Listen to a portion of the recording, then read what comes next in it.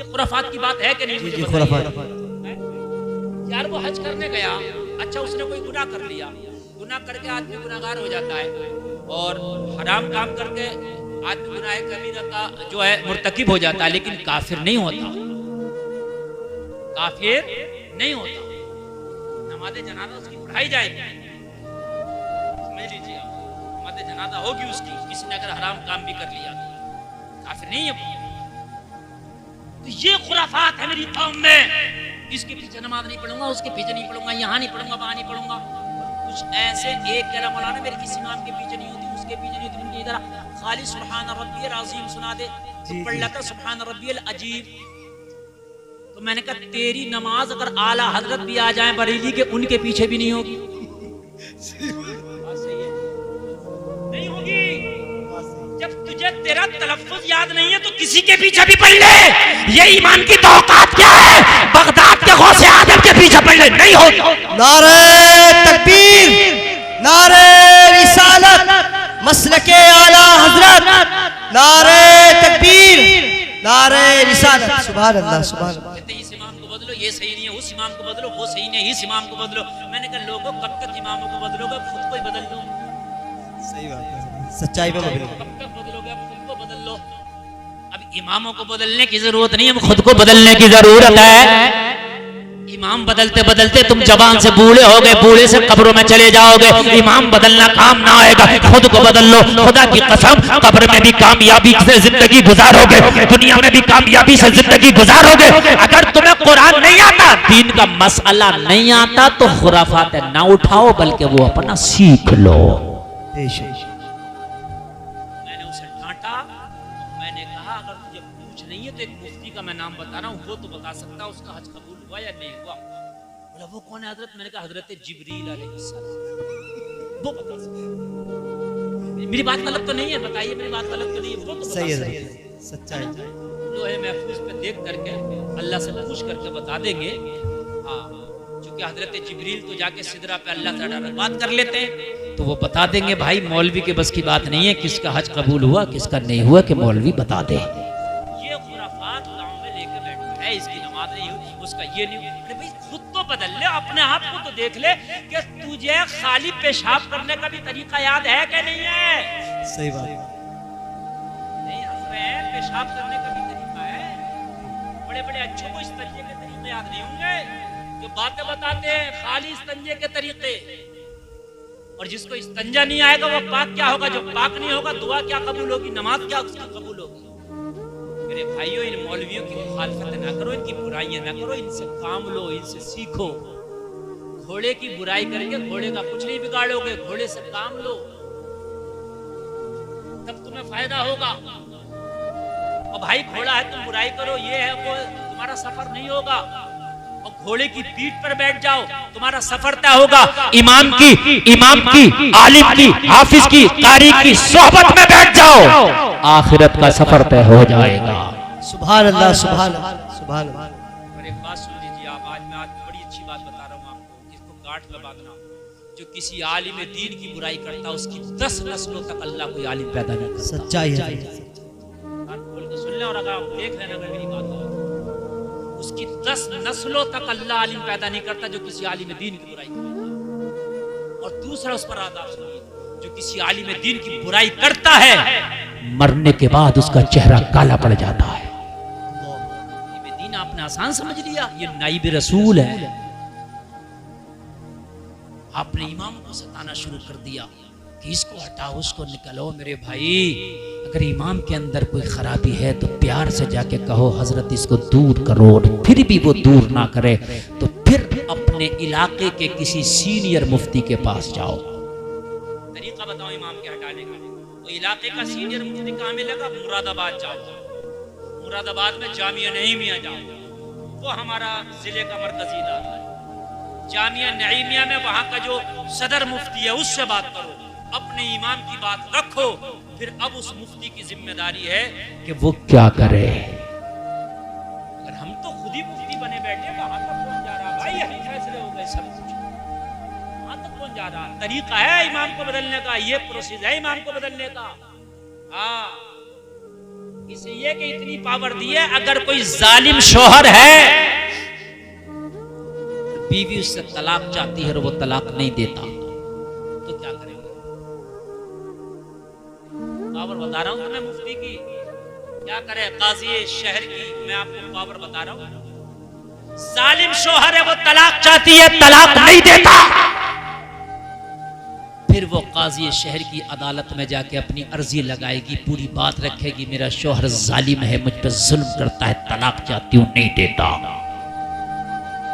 काजी शहर उसको समझाएगा, उसको कहेगा या तो सुधर जा, नहीं सुधरे तो फिर इसको आजादी दे, और वो सुधरे भी नहीं, तलाक भी नहीं दे, तो फिर काजी शहर को राइट है कि वो फिर उसकी आजादी दे दे, उसको राइट है। इतना पावर, ये प्रोसेस है। आपने इमाम बदलना है, वाकई शरीयत की कोई खामी है तो आप उसको बताएं, और वो ना समझे तो फिर सीधा आप अपने मरकज की तरफ जाएं और फिर वहां उस सदर मुफ्ती से बात पूरी रख दें। अब हजरत आप समझे, मुफ्ती बुला कर समझाए, नहीं समझेंगे तो मुफ्ती साहब फिर उसको हटाएंगे, किसी दूसरे को लगाएंगे। प्रोसेस उनका है, ये तरीका है इमाम के हटाने का। ऐसा नहीं है गैरा गैरा नत्तु खैरा, जिसे अलहम्द याद नहीं, वो इमाम के हिसाब करता भाई, बात बड़ी है। इसे बुलबुल्ला शरीफ याद नहीं है, वो इमामों के फैसले कर रहा है। निजामे मैं कदा कुछ इस तरह बिगड़ा है साकी, उन्हीं को जाम मिलता है जिन्हें पीना नहीं आता।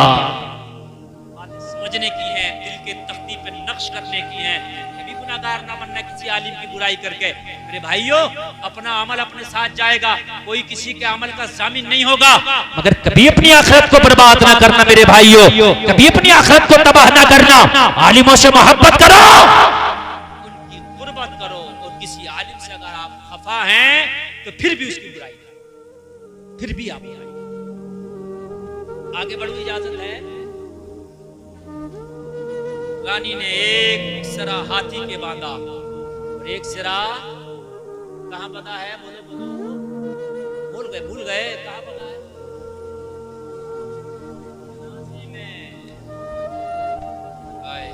दोनों सिरे। अब ये तमाशा सारे सिपाही देख रहे हैं, मुरीदों की जमात देख रही है, सारा जमाना देख रहा। हाथी तो हाथी है, हाथी ने अपनी पावर लगाई, अल्लाह वाले ने अपनी पावर लगाई। जोर से बोलो, जोर से। लोगों पावर पावर, इधर इसकी पावर, इधर इसकी पावर। लोगों, हाथी ने जब सारी ताकत लगाई, जंजीर बीच में से टूट गई, आधी जंजीर हाथी के साथ बंधी रह गई, आधी जंजीर अल्लाह वाले के जनाजे से लिपटी रह गई। सुभान अल्लाह, सुभान अल्लाह। जब रानी ने ये मंजर देखा तो खौफजदा हो गई और कहने लगी, खबरदार, अब कोई इन्हें डिस्टर्ब करने की कोशिश ना करे, अब कोई हटाने की कोशिश ना करे, अब कोई हिलाने की कोशिश ना करे।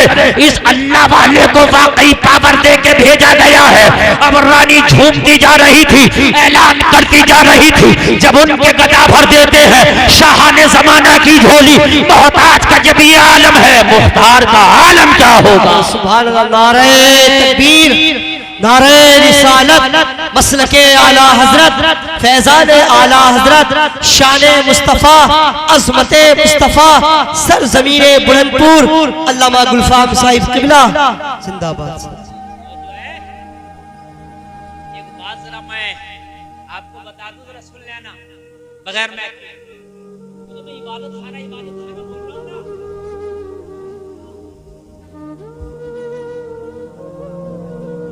बेटा निकाल देना।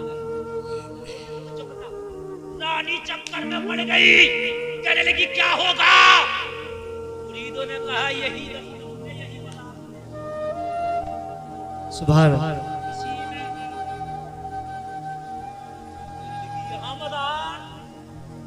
ये मेरी इबादतगाह है, तेरी इबादतगाह है और इनकी आरामगाह है।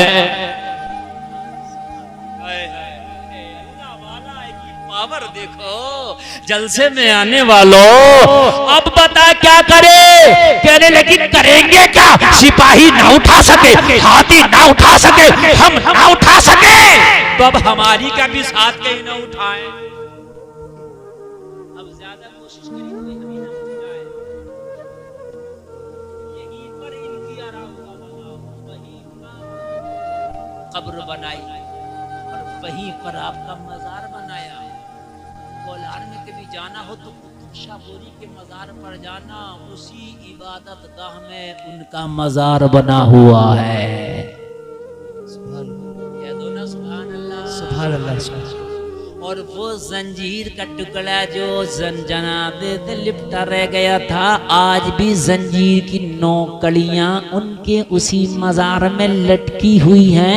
एक कड़ी एक बालिश्त की है, तकरीबन 9 बालिश्त की जंजीर आज भी वहीं पर लटकी है। जमाना देखता है, नजारा करके आता है, निगाहे वली में वो तासीर देखी, बदलती हजारों की तकदीर देखी। सुभान अल्लाह, सुभान अल्लाह, सुभान अल्लाह। अल्लाह वालों की शान निराली है। वअतसिमू बिहब्लिल्लाहि जमीअन वला तफर्रकू, अल्लाह की रस्सी को मजबूती से थामो। पावर अल्लाह देगा, ताकत अल्लाह देगा। बहुत लंबी बात हमने कर ली और आपने बहुत अच्छा सुन लिया। अल्लाह कहने से ज्यादा हमें अमल की तौफीक अता फरमाए। मेरे भाइयों, नमाज जरूरी है, मेरे भाइयों सच्चाई जरूरी है। हराम आने ना दो। एक बात सुन लो, आखिरी बात, हराम आने ना दो। अल्लाह ने जितना किस्मत में लिख दिया है, कोई अगर सो रहा हो तो उसे जगा देना। ये जुमला सुनना बहुत जरूरी है, हलक से उतारना जरूरी है। अल्लाह ने जितना किस्मत में लिख दिया है, जब तक उतना तुम्हें मिल नहीं जाएगा, जब तक तुम्हें मौत नहीं आएगी। आपकी मोहब्बतें हैं, ये अल्लाह सलामत रखे, लेकिन प्यासा रह जाना जरूरी है। इतना ना पियो कि आपकी प्यास बुझ जाए, प्यासा रहना जरूरी है। मैं जो आखिरी बात बता रहा हूँ, ये सुनिए, बहुत अच्छी बात, बहुत मजे की बात। जितना अल्लाह ने आपकी किस्मत में लिख दिया है, जब तक आप मरोगे नहीं, इतना जब तक के आप खा नहीं लेंगे। सुन लीजिए, सुन लीजिए, एक लुक़मा भी आपकी किस्मत का नहीं रह सकता। आप जब तक नहीं मर सकते, जब तक क्या वो लुक़मा खा नहीं लेंगे जो अल्लाह ने लिख दिया। समझ बात आ गई? अब सुन लीजिए, जब ये यकीन है और आप भी कह रहे हैं, अच्छा इस बात को आप मानते हैं, जितना किस्मत का इतना खा के रहेंगे, मानते हैं कि नहीं मानते हैं? सब लोग हाथ उठाओ कर मानते हैं। खाओ, हाँ माशाल्लाह, सब मानते हैं। मानना पड़ेगा, मानना पड़ेगा। किस्मत का इंसान खाकर ही मरता, उससे पहले नहीं मरेगा। मरेगा ही नहीं। कम खाओ इसलिए जाकर देर से मरो। जुमला अजीब लग रहा होगा भाई, जितना लिख दिया है उतना खा के मरना है, तो थोड़ा थोड़ा खाओगे तो ज्यादा देर में ना खाओगे। मगर सुन लीजिए, मौत बरहक है। मगर ये जो मेरा जुमला है कि ताकि ज्यादा जियो, वो जुमला सही है, वो भी सही है।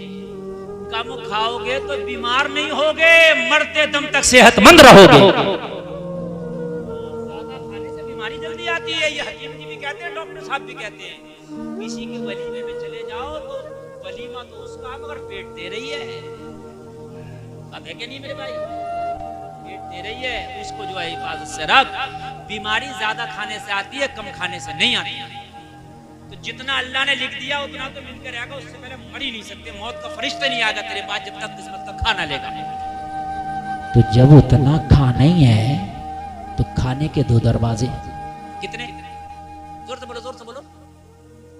जो आपको इनकमिंग होती है खाने की, जो मिलता है, वो 2 तरह से मिलता है। एक हराम का दरवाजा, एक हलाल का।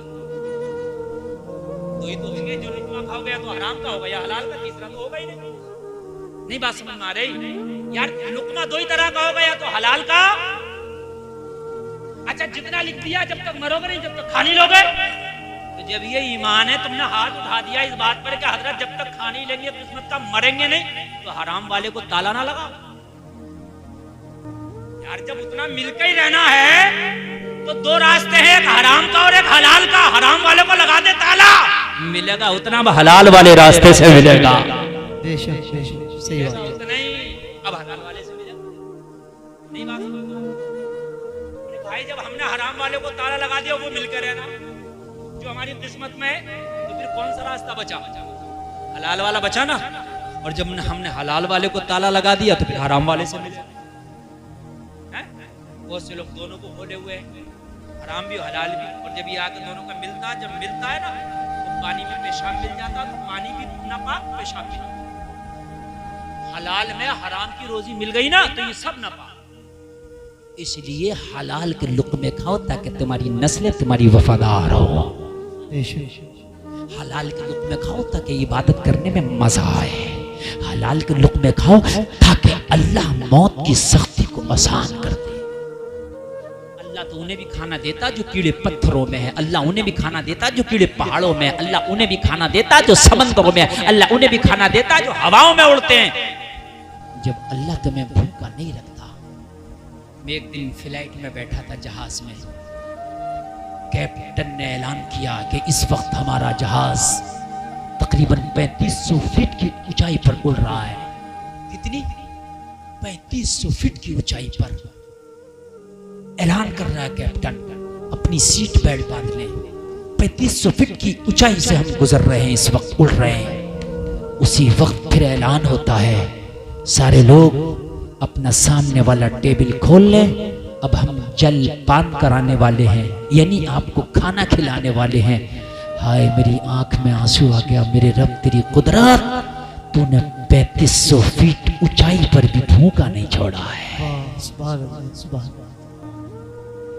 इतनी ऊंचाई पर जहां से परिंदा रिस्क हासिल करने के लिए जमीन पर आता है, हम उतनी ऊंचाई पर पहुंचे। मेरे मौला तूने हमारी किस्मत का रिस्क इतनी ऊंचाइयों में भी रख दिया है। मुझे बता, जब तेरी किस्मत का रिस्क अल्लाह 3500 फीट की ऊंचाई पर तुझे पहुंचा सकता है, तो क्या जमीन में तुझे नहीं पहुंचा सकता?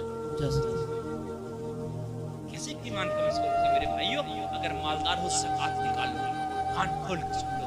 अगर कोई मना भी करे, ज़कात निकाल कर हो। मेरी तकरीर एक नौजवान ने सुनी, अल्लाह की कसम, अल्लाह ने उसे ऐसी हिदायत दी, ऐसी हिदायत दी, ऐसी हिदायत दी। BA करा हुआ लड़का था वो, उसने दाढ़ी रख ली, नमाजें शुरू कर दी, अल्हम्दुलिल्लाह इस्लामी लिबास में आ गया और अपने वालिद से बोला, अब्बा ज़कात निकालो। मगर बात बूढ़ा ऐसा सख्त होता है दिल का, ज़कात निकालने के लिए उसकी जान निकलती है, नहीं निकालूंगा, मेरी बहुत ज़कात है। उसने अपने बाप से कहा, मेरे बर्तन अलग कर दे। लोगों, कुछ लोग अपने बाप से यूं अलग होते हैं कि उसकी बीवी उसकी बीवी उसके बाप को पसंद नहीं करती, लेकिन आज ये अपने बाप से इसलिए अलग हुआ था कि इसका बाप ज़कात नहीं निकालता था। बाप ने ज़कात नहीं निकाली, इसने अलग हो गया, मजदूरी करने लग गया। एक दिन बाप प्यार में अपने बेटे को अपने दस्तरखान पे बिठा के खाना खिलाने लगा, यानी पोते को। जरा तवज्जो सुनना, थोड़ा तकरीर खत्म हो गई मगर जरा ये बातें भी सुनो। पोते पे प्यार होता है ना दादा का। अब पोता तो पोता, बच्चा तो चला गया, बेटा ही तो नाराज था बाप से ज़कात न निकालने, पोता चला गया, लुकमा खिलाने लगा। खुदा की कसम बेटे ने देखा